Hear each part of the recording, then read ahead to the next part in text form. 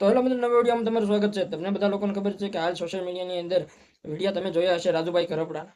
જે આ મિત્રો રાજુભાઈ કરપડાના તમે વિડીયો જોયા હશે, આવા વિડીયો જોયા હશે અલા ભાઈ રાજુ એ તો આવા વિડીયો તમે ઘણા જોયા હશે કે રાજુભાઈ કરપડા આમ આદમી પાર્ટીમાં હતા ત્યારે ખેડૂતો માટે ખૂબ લડ્યા હતા અને અવાજ પણ ઉઠાવતા। અત્યારે હાલ ભાજપમાં વયા ગયા છે, એ પછી અત્યારે એમનું મોઢામાં તાળું દેવાઈ ગયું છે એવું કહી રહ્યા છે કે અત્યારે હાલ રાજુભાઈ કરપડાને મોઢે તાળું લાગી ગયું છે અને ખેડૂતો માટે અવાજ નથી ઉઠાવતા।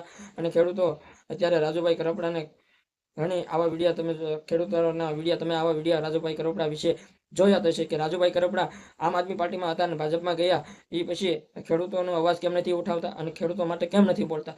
અત્યારે હાલ રાજુભાઈ કરપડા ક્યાં ખોવાઈ ગયા છે, કેમ કાંઈ બોલતા નથી? આમ આદમી પાર્ટીમાં હતા ક્યાં લગીને ખેડૂતો માટે અને ખેડૂતોના અવાજ માટે તમે ખૂબ જ લડતા હતા, અત્યારે ક્યાં ગયો તમે? એ રાજુ કરપડા ક્યાં ગયા એવું કહી રહ્યા છે લોકો। અને વિડીયોમાં તમે જોતા થશો કે રાજુભાઈ કરપડા ભાજપમાં ગયા પછી રાજુભાઈ કરપડા અત્યારે ખેડૂતની અત્યારે હાલ તમે જોતા હશો કે ખેડૂતો પેટ્રોલ ડીઝલ માટે પેટ્રોલ પંપમાં લાંબી લાઈનો લાગી રહી છે, લાંબી એવી ટ્રેક્ટરો લઈને આવ્યા છે અને આખો દિવસ 24 કલાક ઊભા રહી છે તોય એમને પેટ્રોલ ડીઝલ નથી મળતું।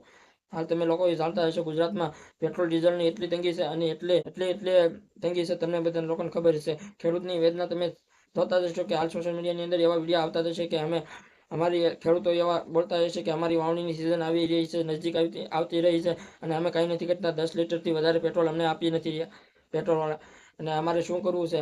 હું 15 થી 10 વીઘામાં 10 લીટરનું પેટ્રોલ લઈને અમારે 2 વીઘા ખેડવું છે, અમારે આગળ નહીં ખેડવાનું। અમે ઘણા ખેડૂત ભાઈઓ એવું પણ બોલતા હશે। તો હાલ ખેડૂતો ખૂબ જ રાજુભાઈ કરપડાને અવાજ ઉઠાવી રહ્યા છે, એવું કહી રહ્યા છે કે રાજુભાઈ કરપડા અત્યારે ક્યાં ગયા? તમારું શું કેવું છે કમેન્ટમાં જણાવજો રાજુભાઈ કરપડા વિશે। અને અમારી ચેનલમાં નવા હોય તો લાઈક અને સબસ્ક્રાઈબ અને શેર જરૂર કરી દેજો। જય હિન્દ, જય ભારત।